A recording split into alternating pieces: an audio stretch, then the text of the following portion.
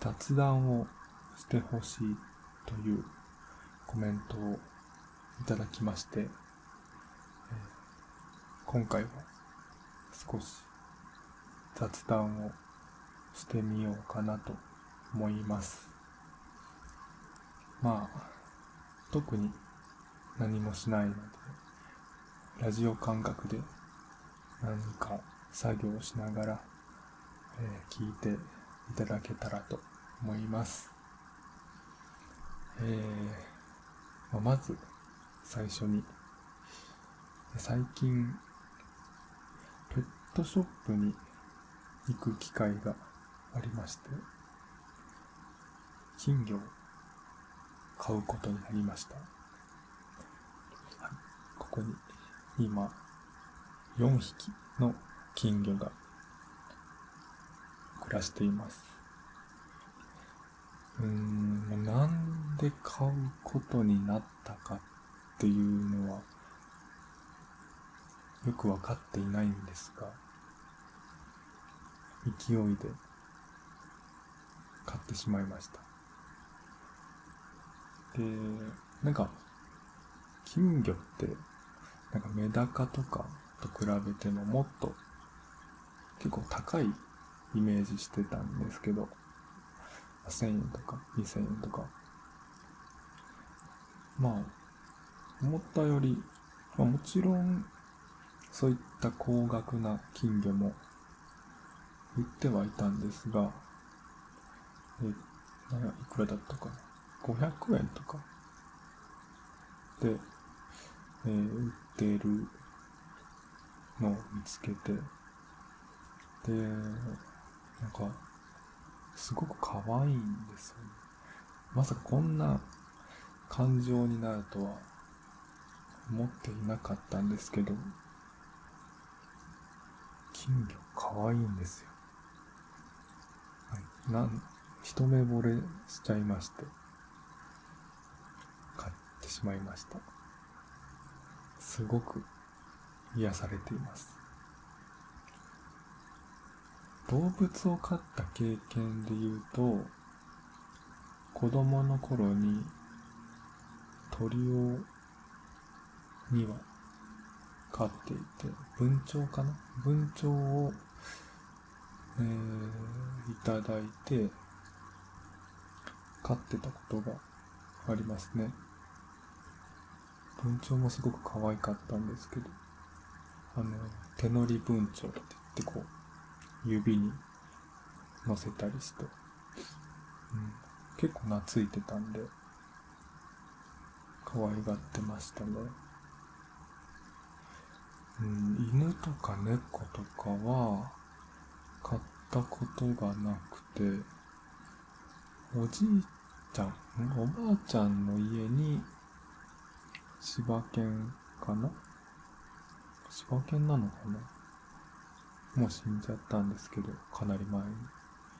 がいたくらいで、それくらいですね。生き物を飼った記憶というか経験。子供の頃は昆虫とかザリガニとか飼ってましたけど、ザリガニはね、水槽がすごく臭くなるんですよね。それだけすごく記憶に残ってますね。田んぼとかに今いないのかな、今見る機会がないんでわかんないですけど、すごく減ってそうな気はしますね。田舎の方行けばいるのかな。ザリガニとか捕まえるの楽しかったな。あと田んぼにいたカブトエビ、カブトガニってすごく大きい、人の顔ぐらいあるカブトガニ、あっちがカブトガニで、じゃなくてもっとね、ちっちゃい、これくらいのね、カブトエビっていうのかなって呼んでた気がするんですけど、ちっちゃい、見た目似てるんですけどね、そんなんを捕まえたりとか、あとなんだろう、オタマジャクシかを捕まえたり、田んぼが遊び場でしたね。今田んぼもかなり減ってきてるし、都会の方ではなかなかね、勝手に人の田んぼで遊んじゃダメですけどね。昔は遊んでましたね。生き物好きは好きだったんで、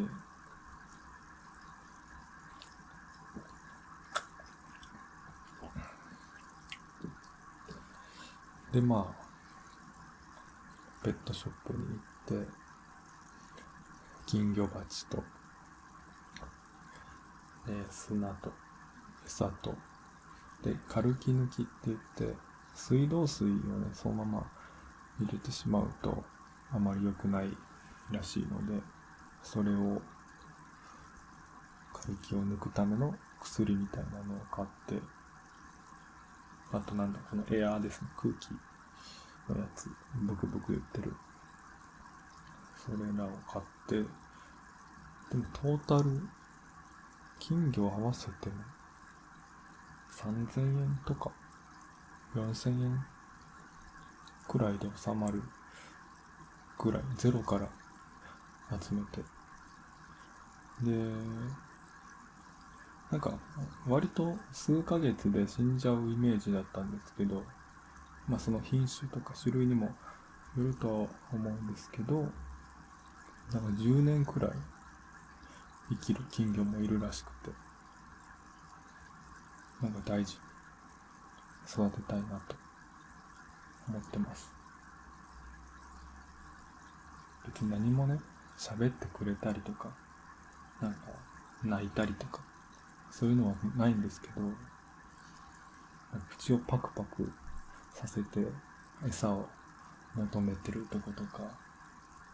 追いかけっこしてるとことか、そういうの見るだけで心が浄化されます。すごく可愛いで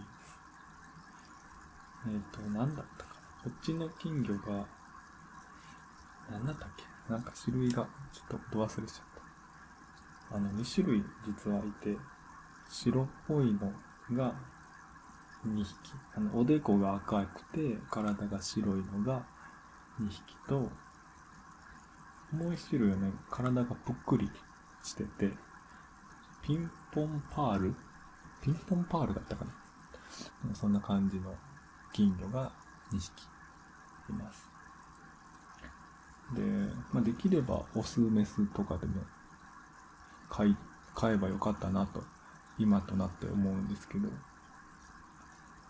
もう見ても分かんないんですよね、どっちがどっちなのか。別にいいんですけど、そんな感じで最近は金魚にハマってます。世話もねすごく楽ですね。本当に数週間に1回水を変えてあげて、餌をあげてくらいですよね。あとはもう眺めているだけで、このブクブクの音も来てすぐはねちょっと耳障りかなと思ったりしたんですけど、今となって炭酸のシュワシュワの音みたいな、水の中にいるような、よくわかんないんですけど、そんなような通常聞くことがない音なんで、今は全然気にならないですね。BGM みたいな環境音か、そんなような感じです。で、これはアイスコーヒーを飲んでいます。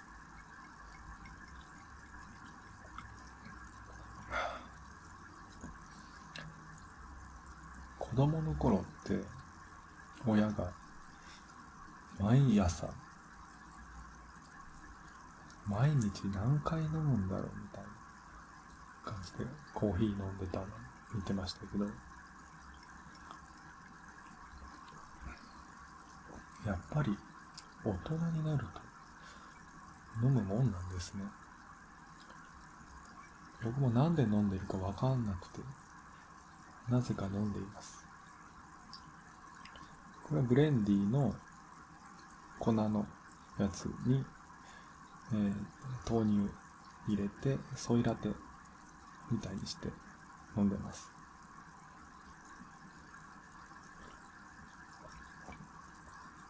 これが美味しいんですよね。やっぱ牛乳と違ってね、コクがあるというか、なんか濃厚になってね、美味しいんですよ。おすすめです、ソイラテ。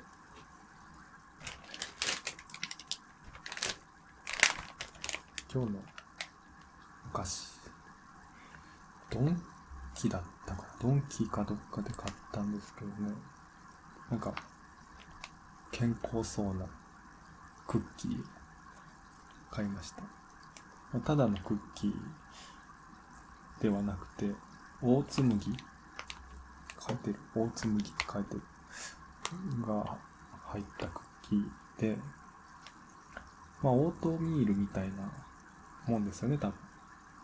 ちょっと詳しくわかんないんですけど。で、ちゃんと美味しい。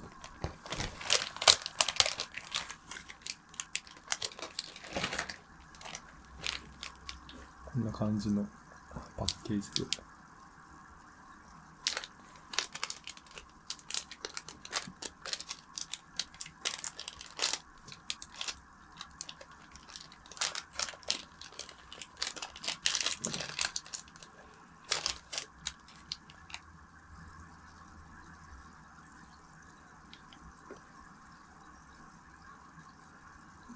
わかるかな？チョコチップが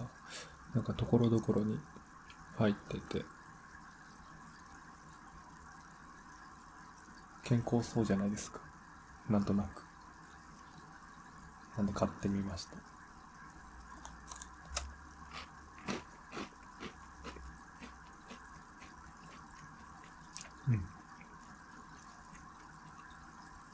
普通のクッキーよりもやっぱ麦が入ってるんで噛み応えがあるんですね。ちゃんと噛まないとダメっていう感じのやつかな。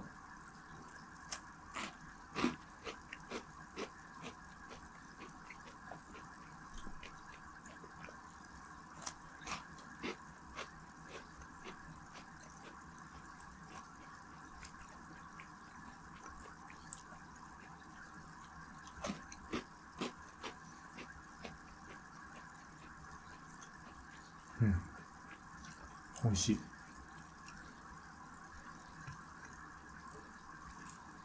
これとアイスコーヒーがね、また合うんですよ。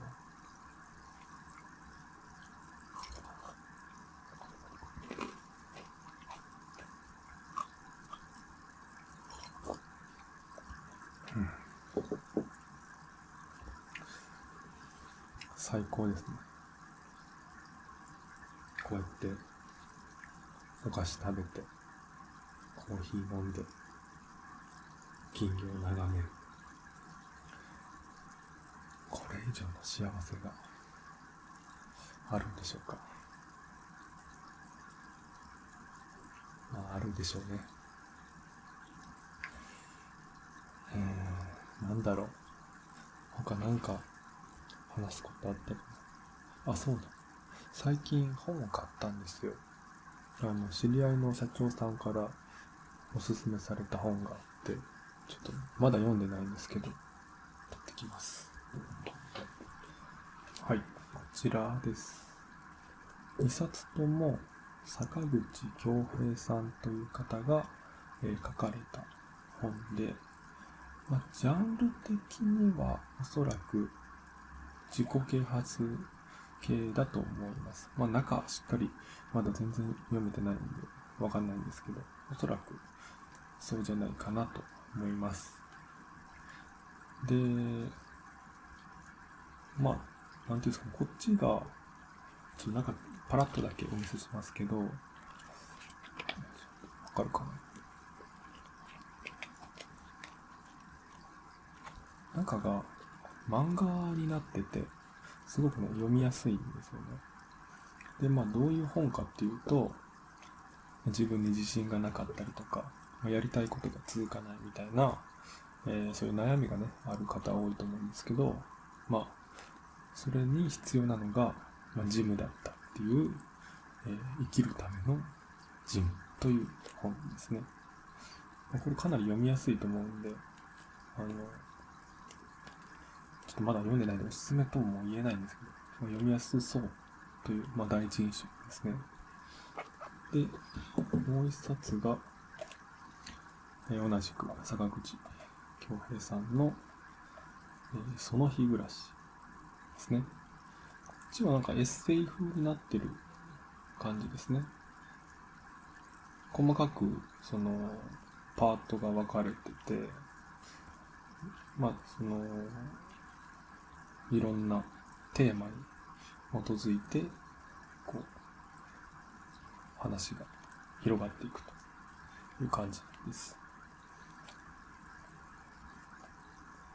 なんかすごくいいよっていう風におすすめされたので買ってみました。なんか人からね勧められると読みたくなるんですよね。自分から本買うって、そんなにないんですけど、その気になった本とかだったら買うんですけど、それ以外で買うのってかなり少ないので、昔からですけど、人に勧められて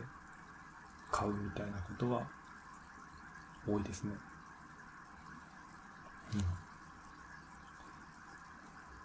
またちょっと感想とかは、動画か、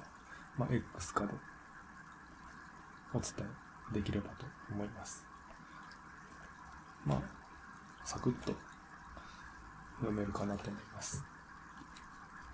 はい、かなり人気で、こっちがちょっと前に発売された本で、こっちが新しい最新の本ですかね。はい。こんな感じの本をおすすめされたんで、読みます。昔からね、そこまで読んでないんですよね。なんかビジネスっぽい本を読んだり、小説を読んだり、あとは、なんだろうな、漫画が多かったですね。アニメ、漫画、ゲームは好きなんで、昔は漫画ばっかり読んでましたね。買っては売って買っては売ってみたいなことをして、大人になったら、もう話完結している漫画を大人買いして一気に読んで、それをまたセットで売るみたいなことをやったり、最近はもう全然やってないんですけど、それで読んだのは学っていう本、山登りの本なんですけど、それを読んだり、あと宇宙兄弟とかめっちゃ好きですね。あれはまだ完結してないんですけど、大人になって読んで、なんか挑戦するってかっこいいなって思いましたね。あれはすごく大好きな作品です。アニメも良かったですね。途中で終わっちゃって続きやってほしいなとずっと待ってますけど、宇宙兄弟のアニメも素晴らしかったな。あと好きな漫画で言うと、すいません、漫画の話ばっかになっちゃって、漫画がほとんどだったんで、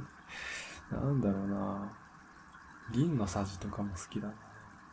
あれって完結したんだったっけ？途中だったっけ？鋼の錬金術師を書いた著者が、書かれた漫画で、鋼の錬金術師って言ったら、こう、王道のバトル漫画というか、結構シリアスな場面もあるんですけど、そういうジャンルで、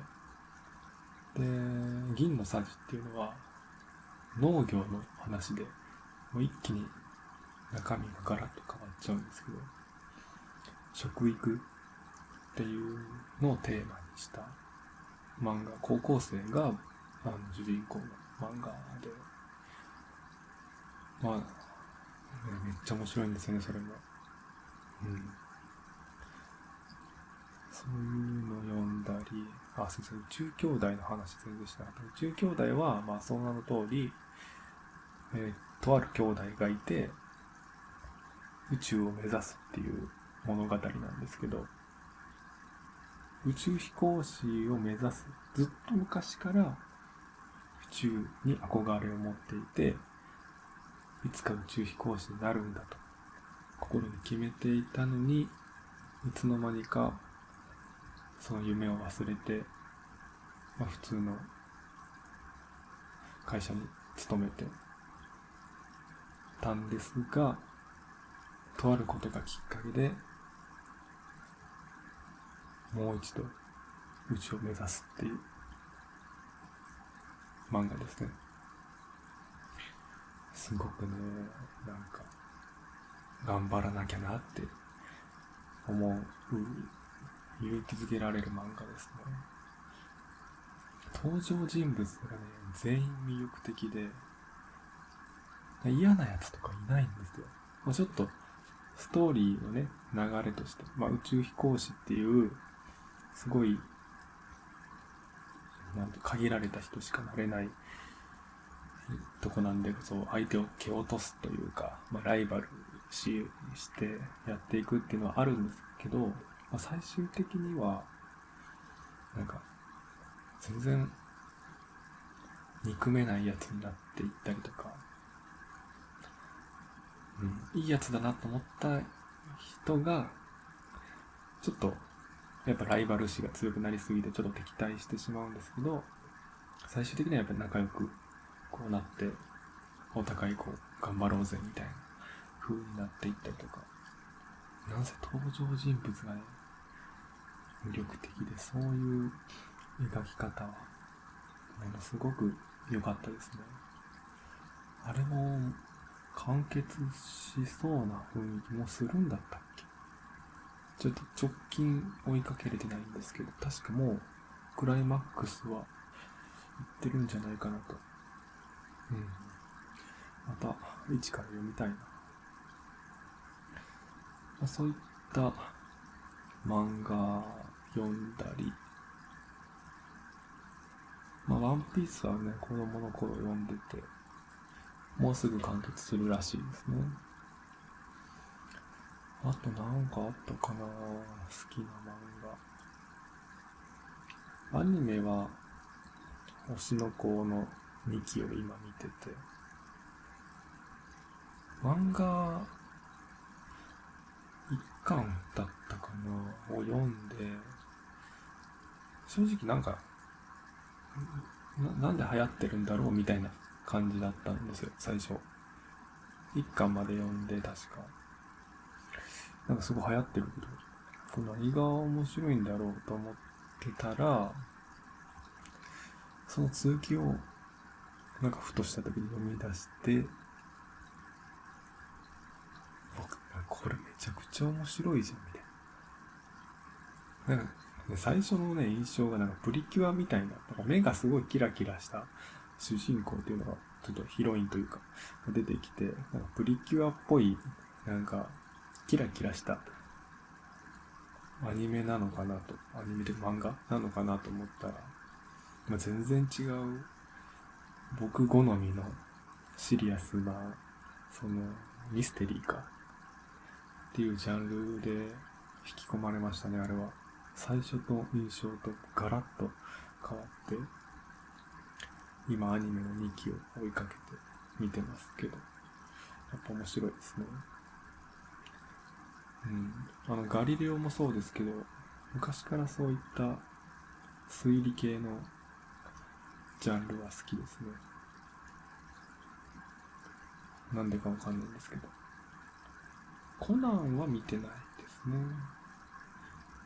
コナンは見てないけど、金田一少年の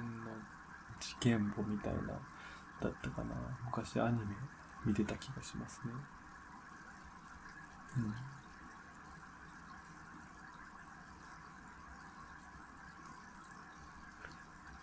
ゲームは、興味ない方、全然意味わかんないと思うんですけど、ゲームはエルデンリングっていうフロムソフトウェアが出した、それの DLC、ダウンロードコンテンツを、ちょっと前にクリアしましたね。ラスボスがめちゃくちゃ強かったですね。ちょっとごめんなさい、興味ない方、全然わかんないかな。まあ結構高難度なゲーム。で、ジャンルとしては死にゲーと呼ばれてるジャンルで、死んで強くなるゲームですね。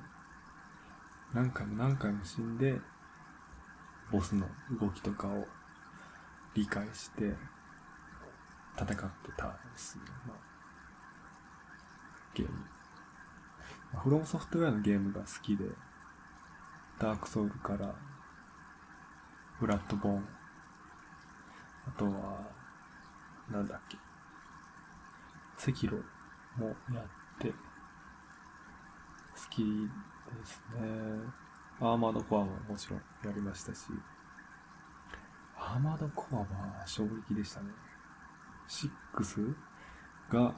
去年か出て、何年ぶり？バーティクトゥデイが出て何年ぶりだった？ 10 年だったっけ、5年だったっけ、ちょっと忘れましたけど、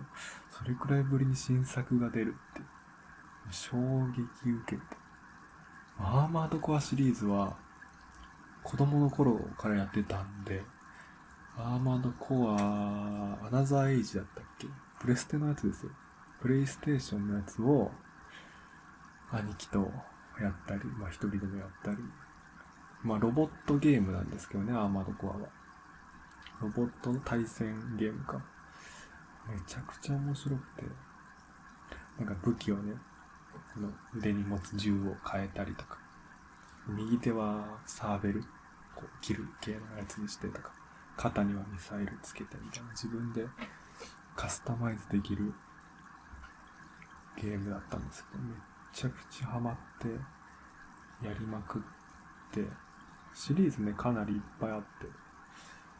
ネクサスとかだったかな、プレステ2もあったし、プレステ3であれか、フォーアンサーか、フォーアンサーやって、わすげえみたいな、ここまでリアルだったかみたいな感動して、でですよ、で去年6、タイトルなんだっけ、ちょっと忘れちゃいました。最高でしたね。そんなジャンルが好きで、ゲームは逆に言うとそれ以外はもうやらなくなっちゃいましたね。昔はドラクエ、テリーのワンダーランドをひたすら寝る間を惜しんでやったりとか、イルルカもやりましたし、ポケモンももちろんやってましたけど、最近はそういうジャンルはやらなくなりましたね。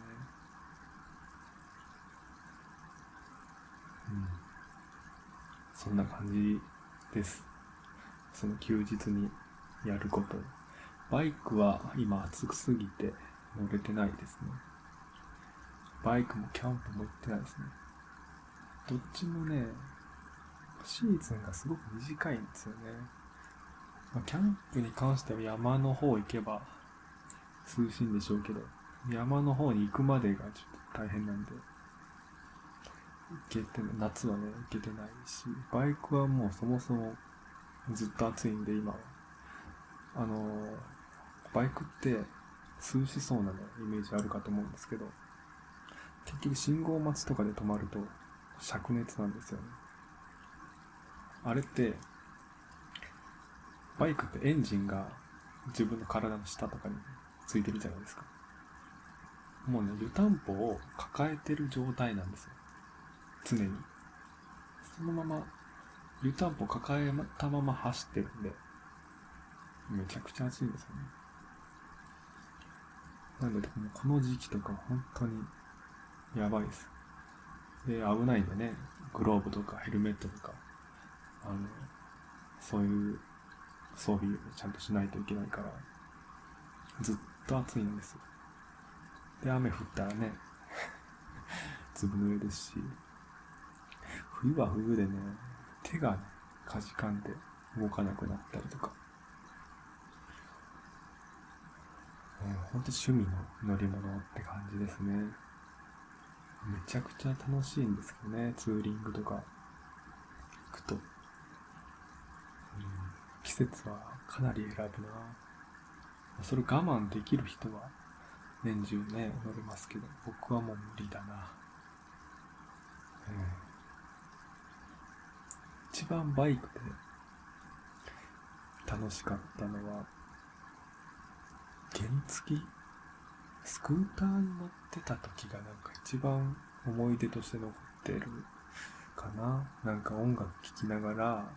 夜中に片道50キロぐらい一人暮らししてたので、実家から一人暮らしする家まで下道で走ってたのがなんかずっと記憶に残ってますね。別にそんな大した距離でもないし、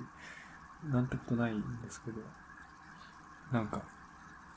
真っ暗な道をたった一人でバイクと音楽聴きながら黙々と走ってるっていう、なんか変な、この世界を俺だけになったんかみたいな、そんなね、変な感覚に陥って楽しかったな。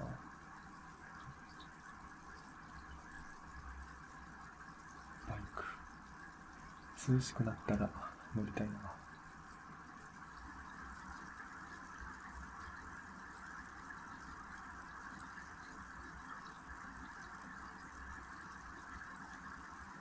はい、という感じで今回は雑談をしてみました。